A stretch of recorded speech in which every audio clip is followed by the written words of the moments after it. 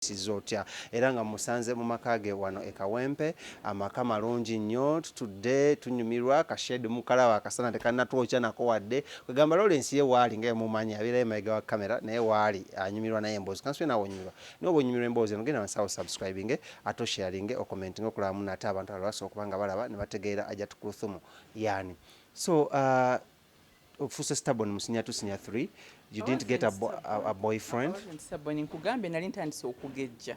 Yes. Daddy nangamba daddy nangulira zo skirts empanvu ne kitop. So ate mneka nkubulire ezo traditional schools zisijja nkufuna boyfriend. Maybe ennaku zino nefe twabereranga abasomesa ffe bali bakambwe nnyo era wobuuza abaana basomeranga ekayimpe baakubanga emiggo. Nange nagabuuza nange nze kannyini. Kati obanga watyanga emiggo nga toyinza kuddamu ebyo bintu nga kizibu kajjuka kayimpe bakuba ate ne waka bazadde bakambwe kati ga you imagine okuyitira omuzadde yeah. So to say what was your best moment mu all level senior 1 to senior 4? Best moment really wala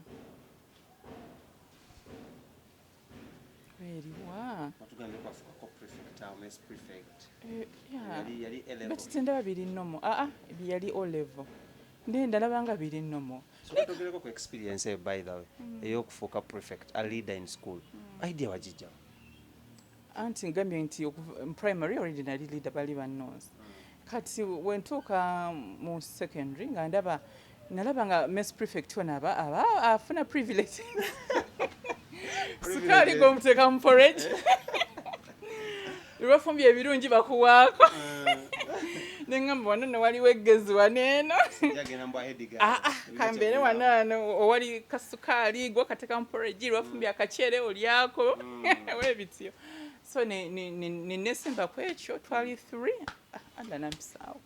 Kati do you remember your speech gyawawa abaana kusomera okukulonda? Actually saali nawo ku campaign saaliwo bali batugobye school fees saaliwo nenga twagendanga of course mu classes mu streams ezenjawulo abaana nobasaba akalulu ne ku lunaku lwennyinnyiro ya campaign saaliwo ne lwe balonda saaliwo I was home. Ogenze mu class okusaba akalulu magambo ngobagamba kulonde ngo you introduce yourself. My name is Nabunya Kulthum. I'm here kindly requesting for your votes. What are you going to do for us? Nga bagamba you shall vote. Bali banjagala nne tebambuzanga bingi ngaba I was lucky. Miss which class yakuwamu obuzibu ng'onoonya akalo? Tewali ne abali mu form 6 ate bwe basinga n'okuŋŋamba nesimbewo.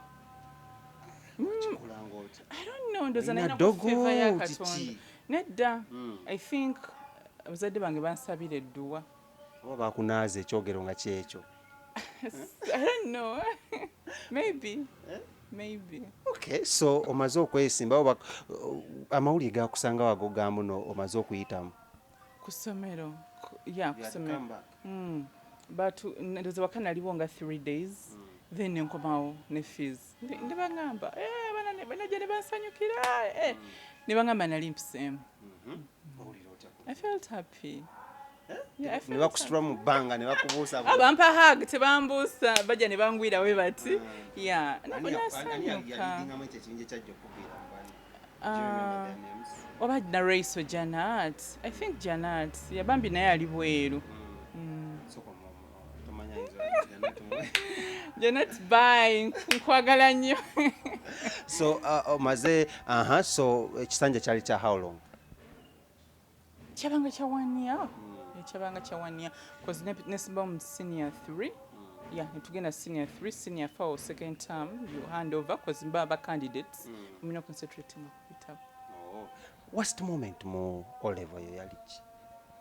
Worst moment boko mu baana skati ya yulika kiki? Ate twanteka empe bakubanga abaana nze tebankubako nali mutiitiizi omayi bakawadzi bano nga ntya kibooko tweka kuba mukawad nkuba bayiko kuba omukazi ali brave omukazi omugumu nedda munange omukazi lumira mwoyo. Let me tell you before nga tonnamanya nti option gy'olina kubeera strong tomanya how strong you are. katula tuli wano omusota nga gwazze wano tuyinza okudduka ne tubuuka naye oyinza olaba nga atasobola na kubuuka okitegeera naye nze nali coward oyinza obuuka n'ogweri nga tomanyi so if being strong is the only option you have with kangooli strong nnyo nga ntya kibooko sijukira kunkuba naye ng'emiggo gyakubwanga ekawempa. What was your worst moment? Akaseera kwa kakazigizigi. Moment oba yali omanyi ebintu byombuuza byadde ononsonyiwa nyinza okuba nga nkuwamu information enfu but tulina okudayoko mu ka history oba yali eriwa bannange kino yankaluubirira abaana bebakujeregeramu konookaaba ng'ejwali omutiitiizi abaana baali balungi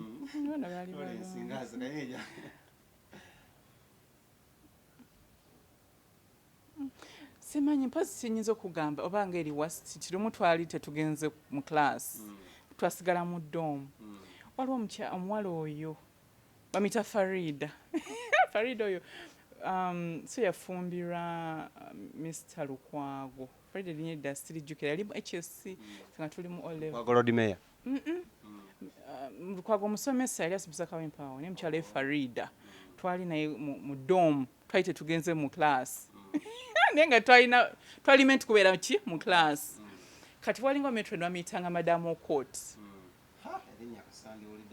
nga ggulawo ng'ayingira kati Farida bambi yalina imaan actually omwana oyo dadwe yali mufuti mukasa yalina imaan nyingi kati tugenda okuwulira nga imaani ogimanye okubeera kati nga metron ajja anoonya abaana bali mu doomu Farida n'atandika okusoma Quran n'asoma edduwa zonna bannange twagola batinga emiraala ku buliri twatya ndoza kyenyinza okujjuka ekyantiisa ennyo natya nnyo kozi nali ntya okunkuba emiggo kyenyinza okujjuka ndoza ebyo byonna nagyo giba giwunye ne omukyala teyatulaba awo enkomye okutegeera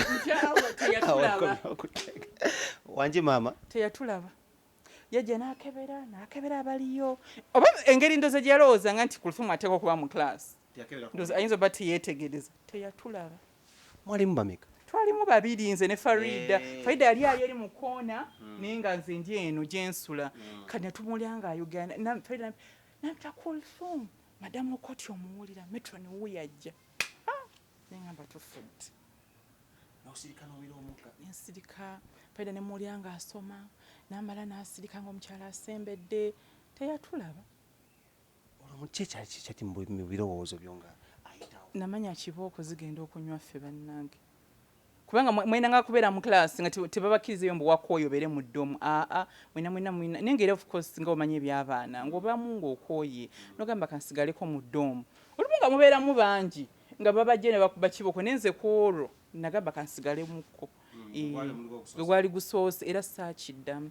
olwo weegolola ne weebikka wakola oti? Neneebikka era saakiddamu natya nengamba bannange babadde bagenda okungo babadde balina okumpasa babadde bagenda kwegabye nabirowooza.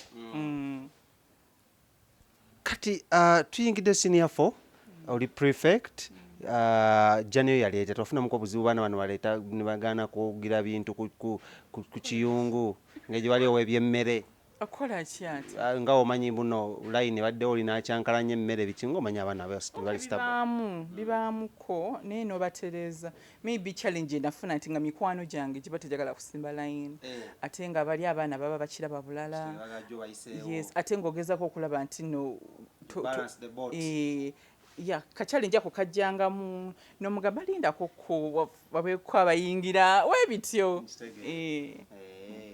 tekyakuleetera buzibu ekyo tekyandetera buzibu naye nga kugamba nga nze omuntu nawulyanga nti sabanga honest kubanga kati bano bakajja ate bano basimbye dda webityo. Okay. Senior 4 ogenda kutuula bibuuzo awo subject ozisudde wasuula subject meka n'osigazaako meka? Ne remember twasomanga nnyingi bo ne tusigazangako oba zabanga 10 ndowooza. Which was your best subject? I think yabanga Islam. ndabanga Islam. Kakamati kakuyisanga katya? Mafi yalinga muzibu naye we nakula nenenya. Era omwana wange mugamba nnyo yali atandise nga mami mafi muzibu ne mugamba mafi mwangu. I had a negative attitude because when took up university Makerere mafi musanga ali compulsory mu course units ze naina twalina quantitative math mu psychology mu education psychology ngwega tuyagala mwalimu element eyo nga mulina okukola ebintu ebyo munnange nakola bulungi pepe eyo nnyo nembuuza ne lwaki nalinga saagala math cause math nga mukola bubi ne it was about attitude yabanga of course English history geography it's about art subjects. Wali science yalinga miranga yabanga fair nenga te math namukolanga bubi nenga kyabanga kyejo kuba nti oba tuyagala subject eyo era abana batulaba bonna abakyali mu ssomero bagamba it's about attitude oba ne positive attitude wallahi buli kimu okikola. Yes, it's about attitude. So senior 4 performance nasoma bulungi nasoma bulungi oba nafuna mmeka naye nga nasoma bulungi I got a first grade. Nali mugezi ng'oli mugezi oli mulungi saali mulungi tata yalina n'okukuuma okwambaza njirabidde jarabib ng'alina ogikwambaza because yalabanga katolozeeyo ewaka.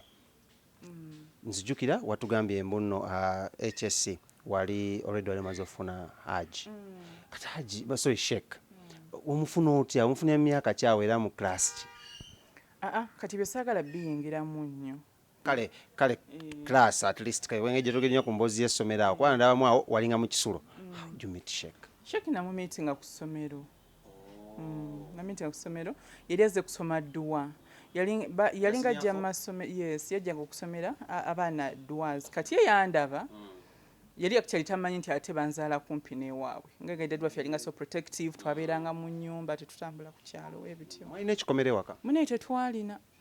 Yakuuma ati daddy yatukuuma bane Allah amuwejja n'abambi gyali kozi yagezako tukuza nga tuli baana abalina that self dignity ne tutamuswaza. Aze kusoma dduwa of course Sheikh buli omu yali amwagala ng'asanyusa ayogera ebigambo ebirungi kati ne mubuuzaako n'okumwebaza ebigambo ebirungi kumbe yendoza Allah nakiyisiza okwo nandaba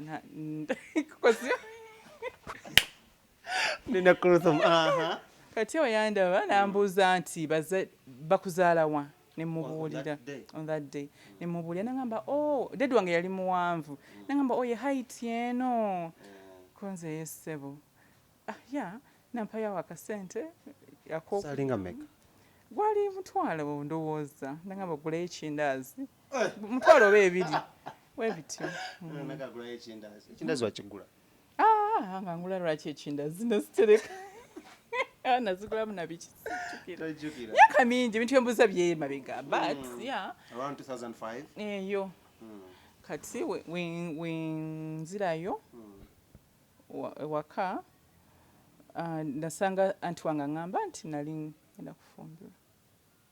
What? Ngoze musinafu maze ebibuuzo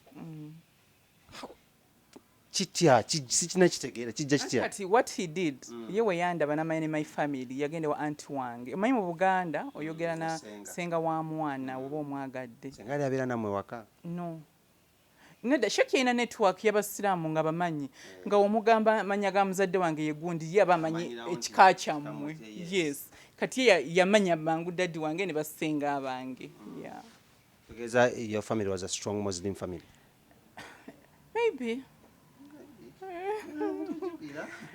kagamba yabamanya anti wange namu connect nga nagenda na Uganda namugamba badde nsaba kwasa muwalawo odde waka ne suitcase zo va ku ssomero gwe tobirinako anti akuyita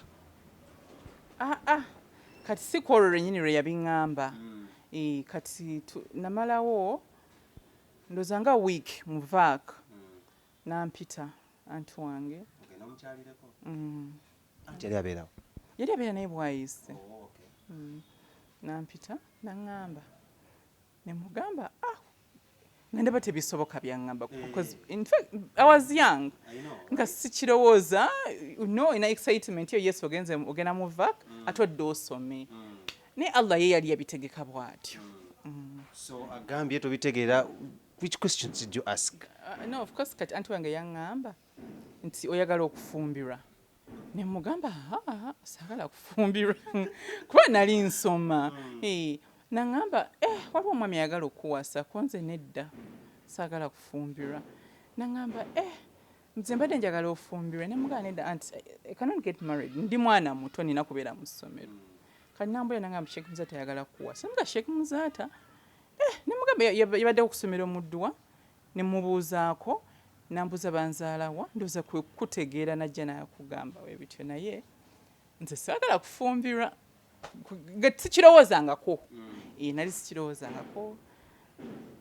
Kati namugamba omwana agambye tayagala kufumbirwa mugamba nze omwana oyo nteeka omuwasa.